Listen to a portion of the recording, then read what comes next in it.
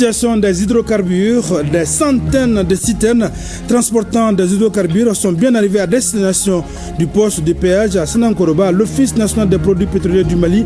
Les Maliens ont accueilli ces cargaisons avec fierté et joie tout en saluant l'engagement et la détermination des autorités de la transition. Avec cette arrivée, le marché sera suffisamment approvisionné. En vue d'assainir le secteur des mines, le gouvernement de la transition a adopté plusieurs mesures comme des innovations dans les cadastres miniers et la relecture du code minier du Mali. Le ministre des Mines, professeur Amadou Keïta, était l'invité de l'édition 20h hier. Mesdames, Messieurs, bonjour et bienvenue aux informations. Citation des hydrocarbures, les Maliens pourront souffler. Oui, c'est là grâce aux efforts des autorités de la transition. En effet, tôt ce matin, des centaines de citernes transportant des hydrocarbures sont bien arrivées à destination du poste de péage de Sanankoroba, l'Office national des produits pétroliers du Mali. Les Maliens ont accueilli ces cargaisons avec fierté et joie tout en saluant l'engagement et la détermination des autorités de la transition. Suivant. Des centaines de citernes en file indienne à bord de ces véhicules des fils du pays, chauffeurs et forces de défense et de sécurité déterminés à ravitailler le pays en hydrocarbures. Un engagement des autorités de la transition a trouvé rapidement des solutions à cette rude épreuve qui traverse la population. Des citernes sous bonne escorte franchissent le poste de péage avec comme première destination l'Office malien des produits pétroliers. Tout au long du trajet et malgré l'ère tardive, la population est restée mobilisée pour applaudir le courage et la détermination des femmes et les chauffeurs.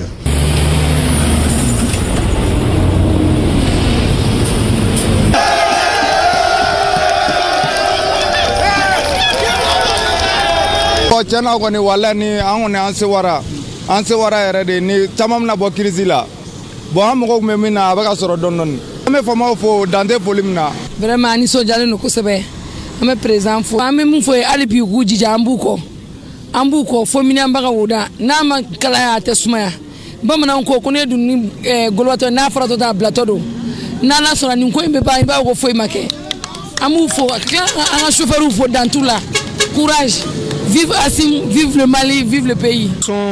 Nous vaincrons inchallah. Bon en kan fara ñon arrêté vraiment.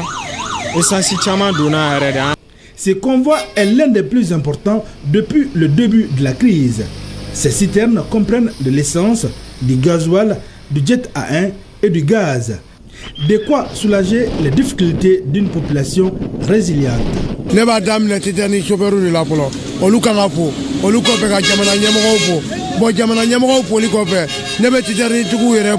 Bon amunu yere qui est jona vraiment poli ba yere parce ni aya yira ko nga jamana karangere o de la amina qui est jona ne contané no ni sojale no an ka fama ube wuli ka jomina ali bi ala ko fanga se barayna ala ka fama o fanga se wa ala ka dusuko nyumandi jamana denw fene ma min be fama o deme u ka barala ala ka dusuko nyumandi chauffeur u fene ma munu me chesiri la ka doni carburant yasa jamana bi bo digon konnala on belajeli an nisojale no wa an sewale no vraiment bi kuma fo itanda.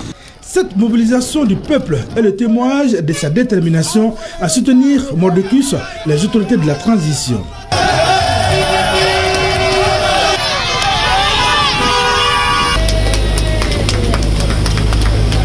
Alhamdulillah, on content à Kosovo. Ame famo fo parce que barakoni amano ko ya galbe ala ku deme ko baraka sakatanye amu ko wallahi ube ka chesiri ni bara minke jamana ya ambe ka ye vraiment munu fena be ku ni to faso ko la ka wuli ka citernu kondi ka foko fu ka nana ye pour que jamana de on sera lafia alhamdulillah ni chami do ke bela jelen ala ka sana yela di malima. Pour une sortie de crise rapide, certains citoyens n'hésitent pas à faire des propositions. Non mais mu fo jamana nyamo yo ga essayer vraiment ka recrutement nous ga essayer ga modifier wa ke volontariat pour que to wa système anga se ga bella kari to komna donc o woni ne fela la Mali ra jamana kono ame mo fla fo sisan ame soro sufu ame chauffeur fo parce que ne fando de jamana kono o ba fa kan ba anga fama o de yi antena ba anga fama o la de essence yera kana soro yera anga tagama sena an bɛ Asimu Goyita n'a ka jama kɔ nin ye janfa min ye nin dabɔla kama de pour que k'an ban Asimu Goyita la an tɛna ban Asimu Goyita la dɛ an tɛna ban la bi an tɛna ban la sini. En tout cas, des efforts sont consentis par les pouvoirs publics. Les citoyens doivent faire preuve de patience et de solidarité afin que chacun puisse se procurer le liquide précieux. En vue d'assainir le secteur des mines, le gouvernement de la transition a adopté plusieurs mesures comme des innovations dans les cadastres miniers et la relecture du code minier du Mali. Ce nouveau code minier prévoit des dispositions juridiques concernant l'annulation des permis miniers en cas de manquement à la réglementation. Le ministre des Mines, professeur Amadou Keïta, était invité de notre édition de 20h hier. Pour plus de détails, suivant un extrait de son entretien avec Nyanya Alou Traoré. Nous avons demandé à tous les détenteurs de titres miniers de nous apporter la preuve donc l'existence de ces titres, et notamment à travers l'identification de ces titres par la détention donc des arrêtés et autres, mais aussi l'identification des bénéficiaires effectifs. Nous avons fait 2 communiqués et à l'issue donc des délais qui avaient été impartis, nous avons reçu plus de 600 titres miniers au niveau de la DNGM. Mais il y a eu un tri parce que nous nous sommes rendus compte qu'il y avait aussi des faux titres qui ont été éliminés. Mais au total, nous avons reçu 595 titres. Maintenant, il y a un travail d'examen qui a été donc initié sur ces titres-là. Et nous nous sommes rendus compte qu'il y avait plusieurs manquements. Comme cela a été rappelé dans le reportage. Notamment, il y avait des situations où certains détenteurs de titres miniers avaient arrêté les travaux de recherche plus d'une année sans motif et sans même informer l'autorité, l'administration minière. Première situation. Deuxième situation, pour ce qui concerne les opérations d'exploitation des carrières, il y avait aussi des sociétés qui avaient arrêté le travail pendant plus de 2 ans sans motif valable et sans informer l'administration minière. Autre constat qui a été fait, c'est que il y a dans la convention, il y a des sociétés qui avaient donc qui s'étaient engagées à investir à un certain niveau. Parce que vous savez, ça, on y reviendra certainement. Le secteur minier, c'est un secteur qui demande assez de moyens. Assez de moyens. Et donc, c'est pourquoi on ne peut pas délivrer les titres miniers à tous les demandeurs. Il faut apporter la preuve de la capacité technique et financière. L'appel que je lance aux opérateurs, c'est vraiment de dire que l'État du Mali, aujourd'hui, s'est engagé dans un processus de renouveau pour faire en sorte que le secteur minier puisse être le seul de notre développement économique, mais dans un esprit gagnant-gagnant avec l'ensemble des investisseurs qui viendront ici investir. Donc, et d'ailleurs, ce qui est important, c'est que cet assainissement qui est en cours, c'est pour sécuriser les permis, pour que ça puisse être donné aux vrais opérateurs, à ceux qui en ont les moyens, à ceux qui en ont la volonté, pour qu'ils puissent exploiter sans entrave, et donc lutter contre l'exploitation illégale. Partons dans nos régions à présent. Dans le cadre de la mise en œuvre de la composante 3 du projet FAFEM, l'ONG CARE Canada a organisé une cérémonie de labellisation de communautés favorables aux pratiques familiales essentielles. Cérémonie au cours de laquelle l'ONG a présenté les activités réalisées. Reportage signé Boubacar Sankare, Suleiman Tabsegui. 11 mois après le lancement de ces activités, le projet PAFEM promotionne l'accès au financement de l'entrepreneuriat et de l'emploi au Mali. À travers sa composante 3, dresse son bilan dans les régions de Banyangara, Mopti et Douanza. C'est là à travers une cérémonie de labellisation des communautés favorables aux pratiques familiales essentielles. Plus de 4000 spots et émissions radiophoniques ont été produits et diffusés en langue locale dans ces régions.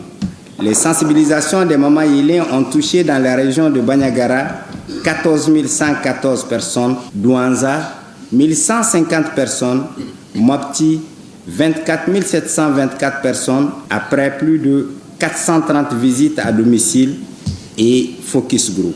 Ces résultats sont obtenus grâce à la formation et l'engagement des jeunes en photo et vidéo, les caravanes communautaires de sensibilisation et la production d'une série d'émissions publiques en partenariat avec l'ORTM et les radios de proximité sur les pratiques familiales essentielles. La durabilité des acquis dépend désormais de l'engagement de tous et de chacun. Les PF doivent être intégrés dans les plans et budgets de développement communal. Les responsables des collectivités territoriales des 9 communes d'intervention de la composante 3 du projet PAFEM des régions de Mopti, Bayangara et Douanza se sont engagés à promouvoir les pratiques familiales essentielles. Renforcer les mécanismes de communication pour les changements sociaux et de comportement, favoriser davantage le rôle des femmes, des jeunes, des leaders communautaires et religieux comme moteurs du changement social. Ces élus ont ensuite reçu des attestations de reconnaissance et des plaques commémoratives. Rappelons que le projet PAFEM est un projet du gouvernement du Mali financé par la Banque mondiale et mis en œuvre dans sa composante 3 par l'UNICEF à travers SIOT Canada.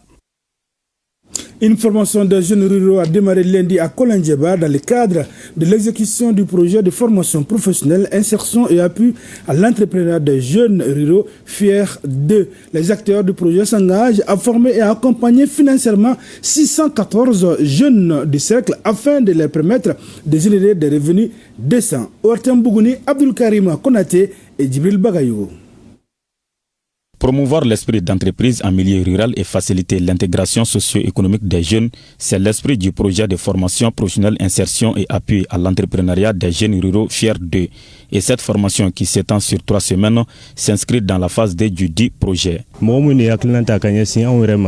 remercie beaucoup le projet FIER 2 d'avoir initié cette formation et penser également à notre insertion socio-professionnelle.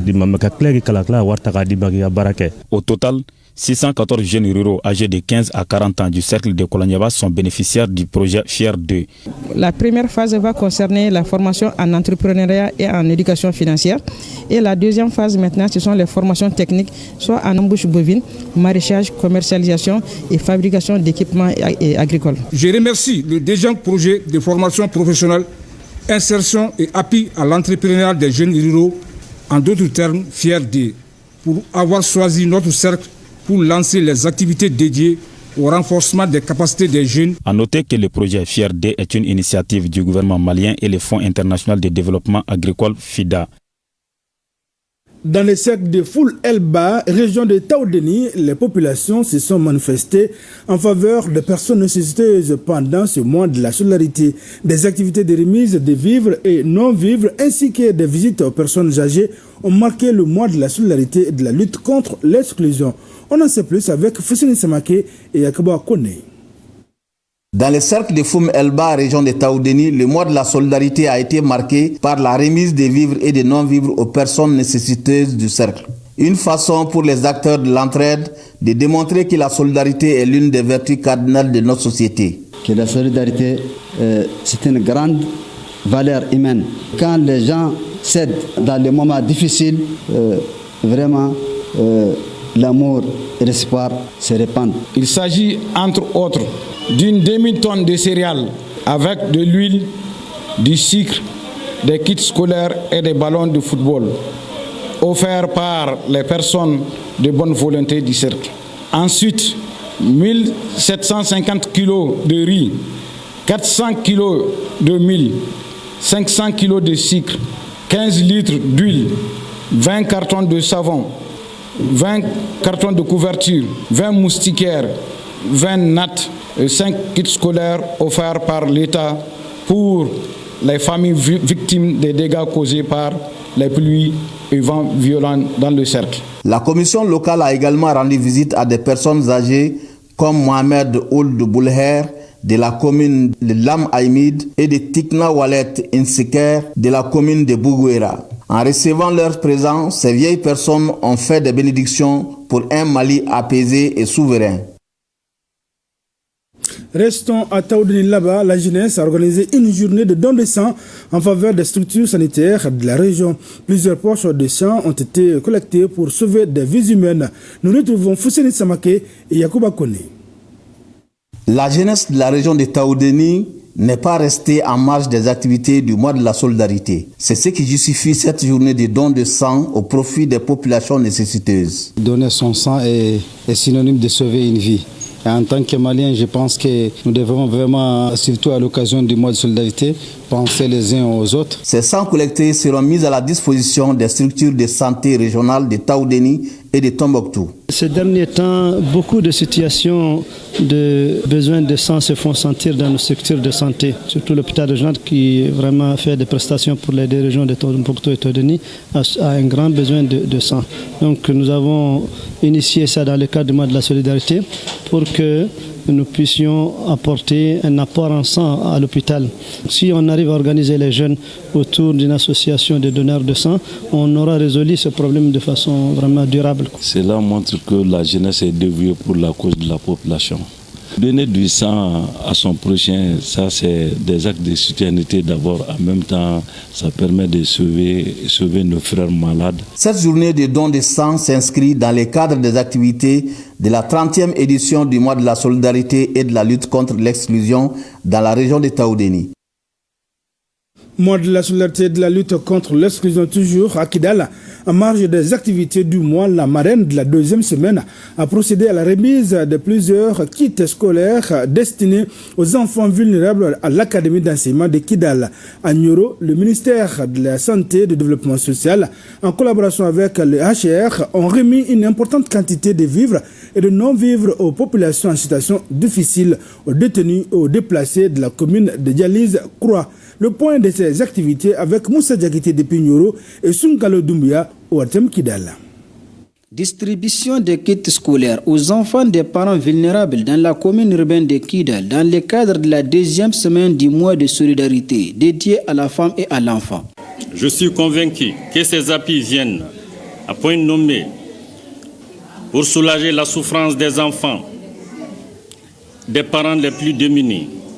Ce geste va atteindre 55 enfants, dont 10 enfants des parents déplacés internes, 10 enfants handicapés ou des parents handicapés, 10 enfants des veuves et 25 enfants des parents victimes des inondations. Cette activité a pour marraine Mme Assori Aïcha Bilko Meiga, présidente de l'ONG EFAD. Je me réjouis de l'honneur que m'offre le gouverneur de la région de Kidal et le comité régional de pilotage du mois pour la confiance placée à ma modeste personne d'être la marraine de la deuxième semaine dédiée à la femme et l'enfant de ces mois. Remerciements au directeur de l'Académie de Kidal pour son engagement permanent pour la promotion de la scolarisation dans la région de Kidal. Cet appui est rendu possible grâce aux efforts du ministère de la Santé et du Développement social à travers sa direction régionale de Kidal et de l'ONG Amsod pour soulager ses enfants et parents en cette période de la rentrée scolaire. Œuvre de l'État malien à travers le ministère du Développement social et de l'économie solidaire, avec l'appui du partenaire HCR, cette donation se situe dans le cadre des actions de bienfaisance du mois de la solidarité et de la lutte contre l'exclusion sociale. Elle se compose d'une importante quantité de vivres comprenant du riz, du mil, du sucre et du sel pour les personnes âgées, les personnes vivant avec un handicap, les femmes en charge des familles et les détenus, et une importante quantité de non-vivres composés de tentes, de nattes, de couvertures et des ustensiles de cuisine pour les déplacés internes de la commune de Djaïkoura. C'est des cibles qui sont dans des difficultés très extrêmes. C'est pourquoi pendant ce mois de la solidarité, nous avons pensé venir en aide à ces couches. Et les bénéficiaires, la satisfaction était détaillée. Les autorités régionales n'ont pas caché leur joie.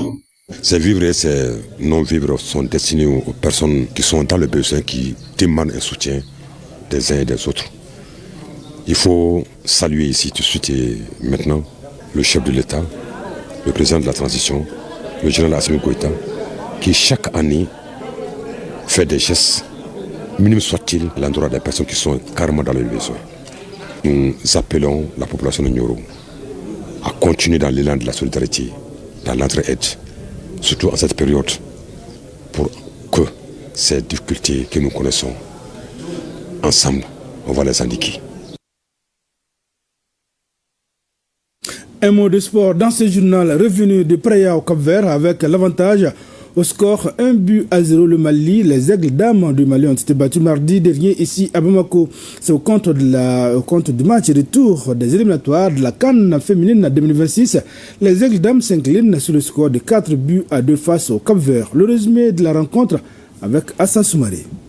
Les Aigles Dames du Mali n'iront pas à la CAN 2026 au Maroc. La faute à une sélection capverdienne héroïque. Victorieuse à l'aller 1-0 à Praia, les Maliennes ont complètement déjoué ce mardi à Bamako lors du match retour du deuxième et dernier tour des éliminatoires de la CAN féminine 2026, s'inclinant sur le score de 4-2. Les capverdiennes ont inversé la situation grâce à des réalisations, entre autres, de Mélanie Maria Montero, Evania Tavares, Elela Pereira et Evelyne Nadine Pereira. Le doublé de Umkone au 55e et 87e minute de jeu restera anecdotique. Le score cumulé 4-3 tourne à l'avantage du Cap-Vert qui décroche ainsi sa qualification historique pour la phase finale de la compétition. Cruelle désillusion pour le sélectionneur Birama Konaté et ses joueuses qui semblaient pourtant avoir fait le plus difficile en s'imposant à Praia lors de la manche aller. C'est la première fois que la sélection dame du Cap-Vert, créée en 2018, se qualifie pour la phase finale d'une CAN féminine. Quant à la sélection malienne, sa 9e participation à la plus grande messe du football féminin continental attendra. La meilleure performance du Mali à la CAN féminine reste une 4e place obtenue en 2018 au Ghana. Voilà, mesdames et messieurs, c'est la fin de ce journal. Merci d'avoir été de notre passé d'excellent moment de télévision en compagnie des programmes de ORTM 1.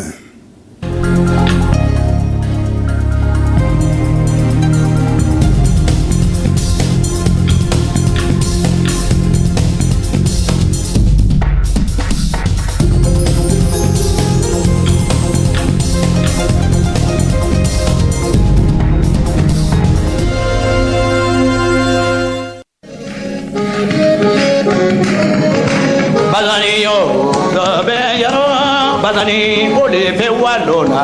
Badani,